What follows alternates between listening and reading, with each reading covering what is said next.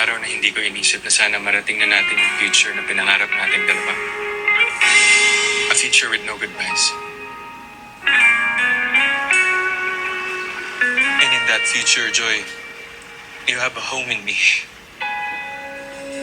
Di man araw-araw na nakangiti, ilang beses na rin tayong hindi. Nandiyan si Joy! Saan ka rin? OMG! Sinusundan mo ba ako? Away, ba't di natin din na namamalaya? I'm here to try again. Si Ethan, todo kayod. Para mapagsama-sama lang sila magkakapatid.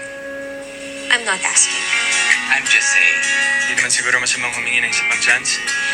I'm sorry, but I don't give second chances. Joy, I don't want you back. This 2024, ABS-CBN Studios, Star Cinema, and GMA Pictures come together to make us witness the continuation of their journey. Catherine Bernardo and Alden Richard. Tumigil ang oras, pero ang dami nangyari. Tuloy ang buhay. Hindi pwedeng tumigil. Tuloy, pero may mga naiiwan. Mga pangakong napako. I'm sorry, Joy. Sabi ko, hindi ako magiging mahina. Pero nandito ka na naman. At nandito na naman ako. Sa huli, palagi. Do you want me to leave? Pipiliin kong maging. So you want me back? Ulit-ulitin man. Nais ko. Do you still love me? Iyo ako. Don't. Palagi. Nakarinig ka ba? Napanood mo na ba? Baka hindi pa. Panoorin mo na.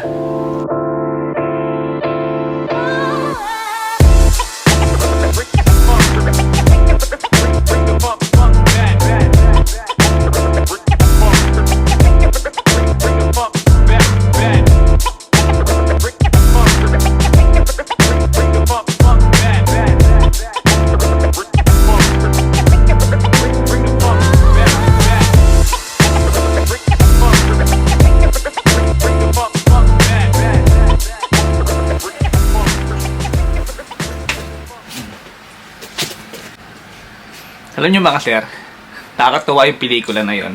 Dahil alam ko, sigurado ako lahat kayo is nakarelate doon. Kahit ako, nakarelate ako doon. Kaya kung di mo pa napapanood, panoorin mo na. Sigurado ako, makakarelate ka doon. Kung sa iba, corny, pero sa akin hindi. Kasi sa akin, talagang sobrang laki yung impact. Dahil ako, naranasan ko kasi. Kahit na di sikat yung mga gumanap doon, kahit hindi si Alden o si Catherine Bernardo, sigurado ako maraming manonood doon. Kasi maganda yung istorya, pati yung konsepto ng pagkakagawa ng pelikula is talagang maraming makakarelate. Kung nandito ka sa Canada, sigurado ako isa sa inyo naka-experience tong mga eksena doon. Dito na ako sa manlupalop ng mundo. Dito dala-dala ko ang obligasyon ko sa inyo na bigyan kayo ng magandang buhay. I have a chance to make you and Papa proud again. OFW films po kasi is somehow our story, that's our truth, that's our representation. Mga palabas na ito ay nakaka-realize ng mga bagay-bagay. Ito yung nangyayari sa totoong buhay talaga. Sinasalamin niya yung buhay ng mga Pinoy na kinailangan mga ibang bansa para makapag-provide sa pamilya nila. Na-realize namin through the films of Star Cinema to make the most out of anything. Seeing these stories on a big screen, mas na-amplify, mas na-e-echo yung buhay ng mga OFW. Ito rin ay sumasalamin sa bawat kwento, pagsisikap, tatag, sakripisyo at tagumpay ng bawat Pilipino saan man sa mundo. Tatagpo din ang mga features natin ngayong araw. Let's make that happen.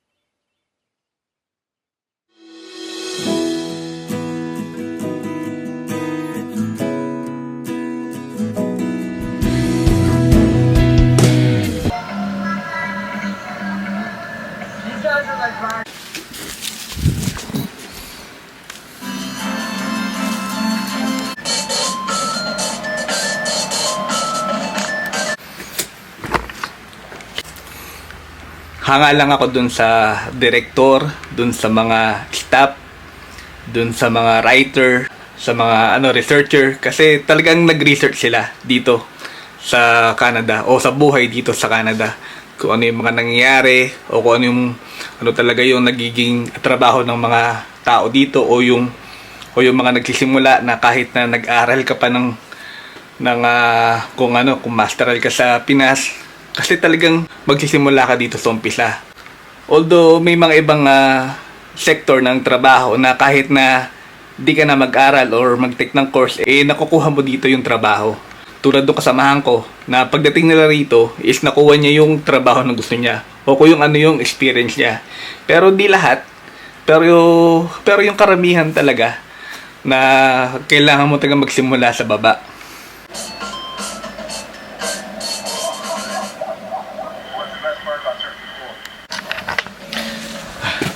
Nagugutom na ako, kain tayo.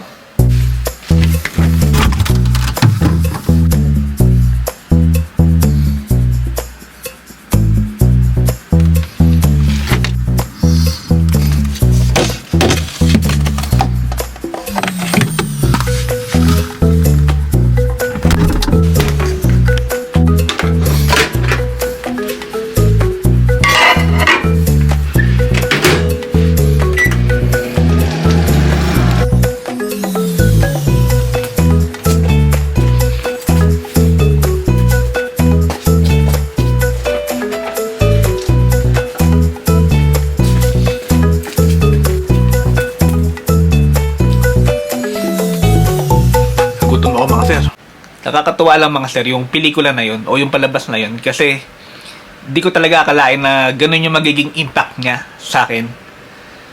Kasi kung kayo nandito sa Canada, siguro alam mo yung mga nangyayari dito talaga sa Canada. Kasi ako sa akin kasi, alam ko na ay yung mga nangyayari dito sa Canada o kung ano yung mga buhay dito. Kaya sa akin parang sobra akong na-touch talaga sa pelikula. Talagang iba yung impact. Kasi talagang nakarelate ako eh. Nung una, di ko alam kung panonoorin ko o sasama ba ako dun sa kasamahan ko. Kasi na-invite lang ako nung kasamahan ko dati sa trabaho. Dati ko siyang kasamahan sa trabaho sa Middle East. Nandito sila ngayon, family, yung asawa niya. Nag-try din sila ngayon mag-Canada. Yung asawa niya, nag-aaral, and then siya, open work permit. Na-invite niya lang ako na manood kasi meron daw silang sobrang ticket. Nung una, napaisip ako, nanoorin ko ba? O sasama ba ako doon sa kasamahan ko? And then, ayun, nung malaman ko, ano pala siya, group. Yung mga classmate nung asawa niya, yung mga family. Kaya okay lang. Napanood namin siya sa Manning Town Center yata yun. And then, ayun nga, di ko alam na ganun yung magiging impact sa akin o sa inyo. Siguro kung napanood nyo na, sobrang talaga nakaka-relate yung pelikula na yun, yung palabas na yun. Tulad ng nasabi ko nga kanina, kahit hindi sila Alden o sila Catherine yung gumanap dun sa pelikula, sigurado ako mapapanood ng mga tao yun o panonoorin ng mga tao yun dito o kahit lang basta, kasi nga yung istorya pati yung konsepto ng pelikula is maganda talaga. Kung nasa abroad ka, sigurado ako makakarelate ka dun sa mga nangyayari dito sa abroad. Kung ikaw may diploma at nakapagtapos ka sa Pilipinas o meron ka magandang trabaho, experience abroad, o kahit na meron ka maliit na business sa atin at magpupunta ka rito sa Canada, sigurado ako baka ma-experience mo yung mga na-experience ng mga character dun sa pelikula. Na nagsimula sila sa baba, kahit na mga nakapagtapos ng pag-aaral, o si Alden may business, si Catherine nakapagtapos lang nurse, talagang nagsimula sila dito sa baba. Hindi nila agad nagamit yung mga experience o yung mga natapos nila. Kaya nga sigurado ako talagang maraming makakarelate dun sa pelikula kung napanood mo na. Kasi alam mo yung hirap talaga dito sa Canada. Kung nakita niyo yung eksena ni Alden na naglilinis siya ng dumi ng tao at nag-give up siya, umayaw siya, na sabi niya kay Joy na hindi niya kaya dahil nga ano ng tao yun. Kasi nga siguro hindi siya sanay sa ganong trabaho. Dahil nga, yung background ni Alden doon is meron siyang negosyo sa Hong Kong. Amo siya, boss siya, di ba? Tapos dito, pagdating niya rito, ay yung magiging trabaho niya.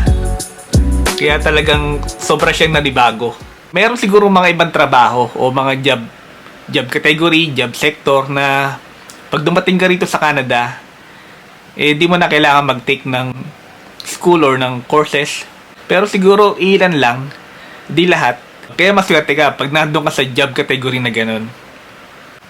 Yung dati kong kasamahan sa trabaho sa Middle East na nagpunta rito, nakuha niya agad yung trabaho na gusto niya. O kung ano man yung background niya sa pagtatrabaho, nakuha niya agad. Nag-try sila dito ng family niya, yung asawa niya. Yung anak niya nandito na rin. Nag-student yung asawa niya, and then siya naka-open work permit. Kaya sobrang advantage yun. Kasi kahit saan pwede ka mag-apply o maghanap ng trabaho. And luckily, ayun niya, nakahanap agad siya ng trabaho. Kung ano yung background niya o kung ano yung experience niya. Sobrang blessed siya o sila. Dahil di niya kailangan mag-take ng schooling or mag-take ng any short na courses dito para lang makapasok sa ganong trabaho. Although kailangan niya mag-take ng mga license o permit siguro in the future para mas ma-improve yung sarili niya o yung trabaho niya. Laking tulong sa kanya o sa kanila ng asawa niya dahil above minimum yung sahod niya. Biruin mo pagdating mo dito, nakuha mo agad yung trabaho na gusto mo, and then above minimum pa yung sahod mo. Kaya ang laking tulong dun sa tuition fee, sa pag-aaral ng asawa niya. At ayun nga, napakaswerte kasi hindi rin siya nahirapan maghanap ng trabaho noon nung pagdating nila dito. Parang 1-2 buwan meron na agad siyang trabaho. Kaya sobrang blessed talaga sila. Marami din namang mga kabayan na maswerte na naging maayos yung sitwasyon nila o yung trabaho nila pagdating nila dito. Yung mga di kaagad nahirapan. Kasi dito po sa Canada talagang ang dami po talagang mga babayaran ng mga bills pag nandito kayo. Kung sumasahod ka lang ng minimum, talagang mahirapan ka. Pero kung magtutulungan kayo mag-asawa at okay yung trabaho nyo, sigurado ako makakaya nyo naman. Kasi sa dami ng mga bills dito o ng mga babayaran, talagang mahirapan ka kung minimum wage lang yung sahod mo. Lalo na kung may bala kang kumuha agad ng bahay o ng sakyan. Kasi may mga may mga extra pa na babayaran dyan, insurance, tax. Talagang mahirapan ka pag yung sahod mo is minimum lang. Dapat talaga above minimum o magtulungan kayo ng asawa mo talaga sa mga babayaran. Pero syempre kung alam mo namang di mo naman kaya, syempre ba't mo pipilitin, di ba? Mas okay na muna magtipid kahit yung mga second hand lang na mga sasakyan. At least, di ba, wala kang babayarang monthly o bi-weekly. As long na maihatid ka sa trabaho mo.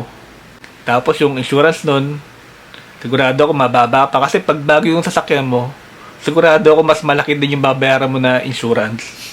Kung natatandaan nyo doon, yung eksena na si Catherine Bernardo is nag-aral or nag-take ng short courses para lang makuha niya yung trabaho na gusto niya. Ayun po talaga yung karamihan dito na kailangan mo mag-aral or mag-take nga ng mga short courses para makuha mo yung trabaho na gusto mo dito. Kasi talagang hindi po ganun kadali makuha yung trabaho na gusto mo dito sa Canada. Talagang kailangan mo muna paghirapan. Marami po talaga makaka-relate dyan kung alam nyo yung sitwasyon po dito talaga sa Canada. Alam mo ba kung magkano yung kinita ng palabas na yun? Ito. Kaya kung di mo pa napapanood, panoorin mo na.